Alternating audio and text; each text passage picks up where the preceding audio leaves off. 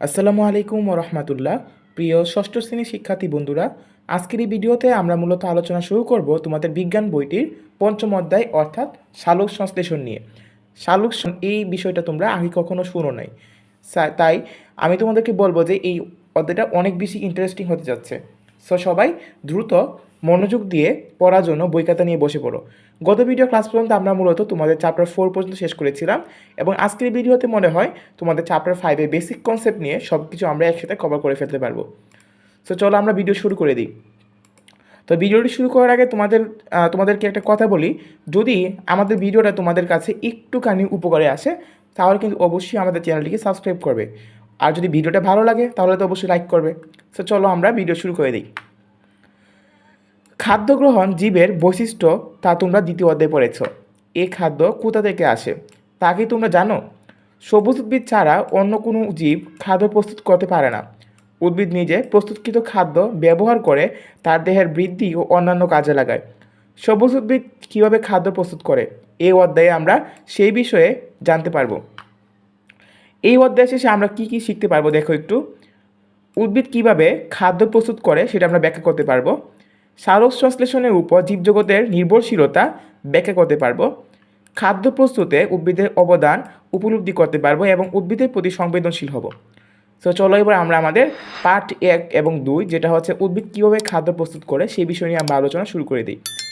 কাজ করার জন্য শক্তি লাগে, তা সে কাজ কোনো যন্ত্র করুক বা কোনো জীবই করুক। মোটর গাড়ি চলে পেট্রোল বা ডিজেলের শক্তি দ্বারা।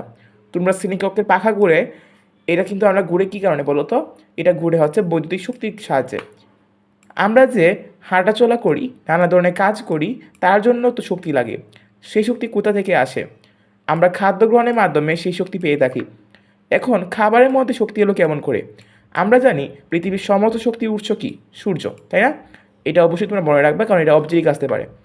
সবুজ উদ্ভিদকুল সালোক সংশ্লেষণ চলাকালে সৌরশক্তিকে আবদ্ধ করে।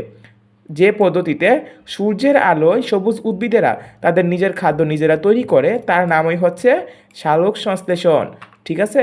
তার মানে সালোক সংশ্লেষণের যদি সংজ্ঞা আসে যে সালোক সংশ্লেষণ কাকে বলে, তাহলে তোমরা এটা লিখতে পারবা যে পদ্ধতিতে, ঠিক আছে, যে পদ্ধতিতে সূর্যের আলোয় সবুজ উদ্ভিদেরা তাদের নিজের খাদ্য নিজেরা তৈরি করে তার নামই হচ্ছে সালোক সংশ্লেষণ।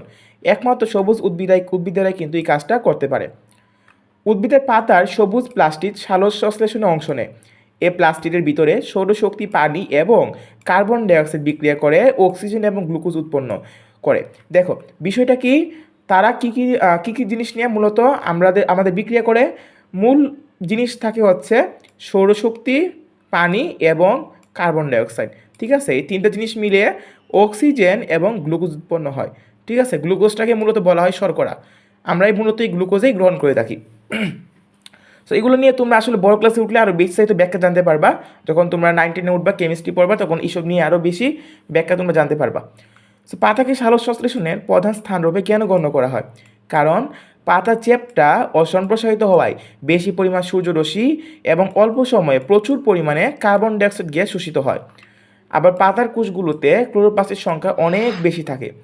পাতায় অসংখ্য পত্ররন্ধ্র থাকায় সালোক সংশ্লেষণের সময় গ্যাসীয় পদার্থের আদান প্রদান সহজে ঘটে। সো এবার চলো আমরা পার্ট 3-6 এই তিনটা পার্ট আমরা আলোচনা করি। সেটা হচ্ছে সালোক সংশ্লেষণের পদ্ধতি। স্থলজ উদ্ভিদ মাটি থেকে মূললুম দ্বারা পানি শোষণ করে। নিমজ্জিত জলজ উদ্ভিদগুলো দেহতল দিয়ে পানি সংগ্রহ করে। সালোক সংশ্লেষণ প্রক্রিয়ায় আলো একটি অপরিহার্য উপাদান। আলোর প্রধান উৎস সূর্য। সালোক সংশ্লেষণের সময় বায়ুমণ্ডলে কার্বন ডাইঅক্সাইড পত্ররন্ধ্রের ভিতর দিয়ে পাতায় প্রবেশ করে। এরপর সূর্যালোকের উপস্থিতিতে ক্লোরোফিলের সহায়তায় পানি ও কার্বন ডাইঅক্সাইডের বিক্রিয়া ঘটে ও গ্লুকোজ উৎপন্ন হয়। সালোক সংশ্লেষণের সামগ্রিক প্রক্রিয়াটি হচ্ছে এই যে নিম্নরূপ। দেখো, কার্বন ডাইঅক্সাইড আর পানি দিলাম, ঠিক আছে, তার সেখানে যদি আমার আলো থাকে, সূর্যের আলো থাকে, এবং ক্লোরোফিল অবশ্যই থাকতে হবে।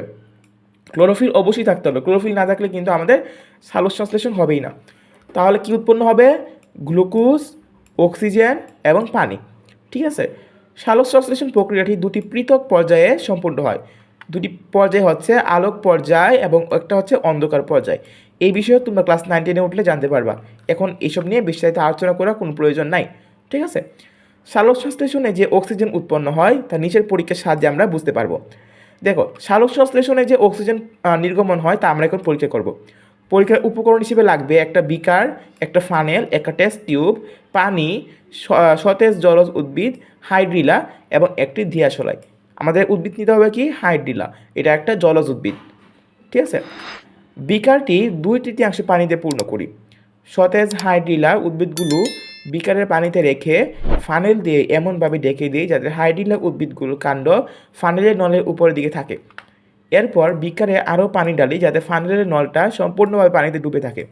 এবার টেস্ট টিউবটা পানি দিয়ে পূর্ণ করে বৃদ্ধাঙ্গুল দিয়ে বন্ধ করে দিয়ে ফানেলের নলের উপর দিয়ে এমনভাবে উল্টিয়ে দেই যাতে টেস্ট টিউবের পানি বের না হয়ে যায়।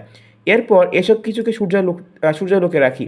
কিছুক্ষণ পর দেখতে পাবো হাইড্রিলা উদ্ভিদগুলোর কাণ্ডের প্রান্ত দিয়ে বুদবুদ আকারে গ্যাস বের হয়, টেস্ট টিউবে জমা হচ্ছে এবং টেস্ট টিউবের পানি নিচে নেমে যাচ্ছে। টেস্ট টিউবটা প্রায় সম্পূর্ণটা গ্যাসে পূর্ণ হলে দিয়াশলে একটা সদ্য নিবন্ধ কাঠি টেস্ট টিউবের মুখে প্রবেশ করলে নিবন্ধ কাঠি দপ করে জ্বলে উঠবে। দিয়াশলে কাঠিটা কেন দপ করে জ্বলে উঠলো এবং এতে কি প্রমাণিত হয়? দেখো, আগুন কিন্তু অক্সিজেন ছাড়া জ্বলতে পারে না। সো এখানে যেহেতু খালি যে টেস্ট টিউবটা, আচ্ছা আমি এখানে একটু তোমাদেরকে ব্যাখ্যা করে বুঝাই। দেখো, এই গাছটা যখন সে অক্সিজেন ত্যাগ করবে তখন বুদবুদ আকারে গ্যাসটা কিন্তু উপর দিকে জমা হবে। তখন এই জায়গায় যে গ্যাসটা জমা হবে, গ্যাসের চাপে কি হবে? পানিটা আস্তে আস্তে নিচে নেমে যাবে এবং এই জায়গায় হয়তোবা এই যে এতটুকু পর্যন্ত গ্যাসে পূর্ণ হয়ে থাকবে। তখন আমি যদি একটা আগুন মেসে কারি জালে যদি ভিতরে ঢুকিয়ে দিই, তবে কিন্তু এখানে অক্সিজেনের সহায়তায় সেই কাঠিটা কিন্তু দপ করে কিন্তু জ্বলে উঠবে এবং এতেই প্রমাণিত হচ্ছে যে জলজ উদ্ভিদ কিন্তু অক্সিজেন উৎপন্ন করছে। ঠিক আছে, পার্ট 7, জীবজগতের সালোক সংশ্লেষণের তাৎপর্য ও গুরুত্ব। সালোক সংশ্লেষণের মাধ্যমে সূর্যালোক ও জীবনের মধ্যে সেতু বন্ধনের সৃষ্টি হয়েছে। নিম্ন সংক্ষিপ্ত আলোচনা থেকে সালোক সংশ্লেষণের গুরুত্ব আমরা উপলব্ধি করতে পারবো। খাদ্য উৎপাদন। জীবজগতের জন্য প্রাথমিক খাদ্য হচ্ছে শর্করা। প্রাথমিক খাদ্য কি? শর্করা, যা একমাত্র সালোক সংশ্লেষণের মাধ্যমে উৎপন্ন হয়। প্রাণী হোক আর উদ্ভিদ হোক, জীবের কর্মচাঞ্চল্যের মূলে রয়েছে খাদ্য, কারণ খাদ্যের সাথে শ্বসনের নিবিড় সম্পর্ক। শ্বসনের ফলে শক্তি নির্গত হয়, তাই তাপ শক্তি সরবরাহকারী শ্বসন প্রক্রিয়াটির উপর উদ্ভিদ ও প্রাণী একান্তভাবে নির্ভরশীল।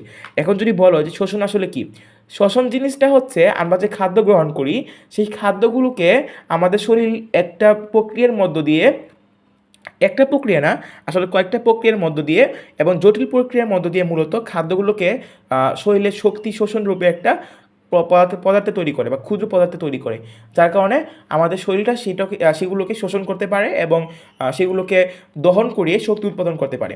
সো এটাই হচ্ছে মূলত শোষণ। এটা নিয়ে আমি বিস্তারিত আলোচনা করবো না, এগুলো তোমরা বড় ক্লাসে উঠলে জানতে পারবা। পরিবেশে গ্যাস বিনিময়।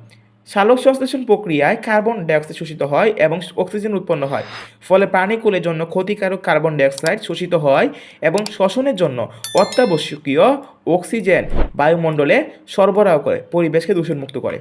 উপরে আলোচনা থেকে কথা বলা যায় যে জীবনের অস্তিত্ব সম্পূর্ণ নির্ভর করে সালোক সংশ্লেষণ প্রক্রিয়ায় উপর। সালোক সংশ্লেষণ প্রক্রিয়া বন্ধ হলে মানব সভ্যতা নিঃসন্দেহে ধ্বংস হবে। সে কারণে আমাদের উদ্ভিদ রক্ষায় আরও বেশি সচেতন হতে হবে। ঠিক আছে, সো এই ছিল আমাদের আজকের ভিডিও। সো আজকের ভিডিও আমাদের মূল পড়া হচ্ছে তোমরা অবশ্যই এই যে সালোক সংশ্লেষণের পদ্ধতি যেটা রয়েছে এই পুরো পাঠটা তোমরা একবার ঠুটস্থ মুখস্থ করে ফেলবা এবং এই পাঠটা তোমরা মুখস্থ করে খাতায় লিখবা বই না দিকে। ঠিক আছে, আর হচ্ছে এই যে পাতাকে কেন সালোক সংশ্লেষণের প্রধান স্থানরূপে গণ্য করা হয়। ঠিক আছে, এই যে 3টা পয়েন্ট এগুলো তোমরা অবশ্যই মুখস্থ করে ফেলো। আমি লিখে দিই, মানে মুখস্থ করবা। ঠিক আছে, আর এই যে এই পাঠটা অনেক বেশি ইম্পর্ট্যান্ট, এটাও কিন্তু তোমাদেরকে মুখস্থ করতে হবে। ঠিক আছে, এখান থেকে তোমাদের কোয়েশ্চেন আসতে সম্ভাবনা রয়েছে, কোয়েশ্চেন আসতে পারে, একদম শিওর ধরতে পারো।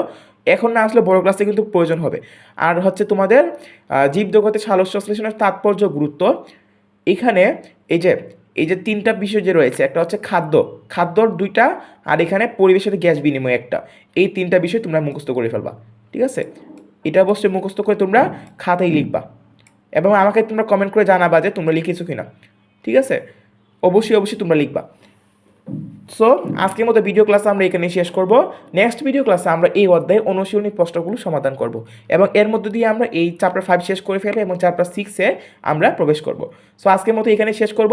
আচ্ছা, তোমাদেরকে এখানে একটা জিনিস দেখাই একটু, তোমরা একটু জিনিস দেখো দেখো আম, এই যে দেখো, জীবজগতে উল্লেখিত বিক্রিয়ার গুরুত্ব, ঠিক আছে? এই যে দেখো, তোমাদেরকে বললাম না যে যে অংশগুলো মুখস্থ করতে, এই অংশগুলো মুখস্থ করলে তোমরা কিন্তু সৃজনশীলগুলো তোমরা নিজেরাই লিখতে পারবা।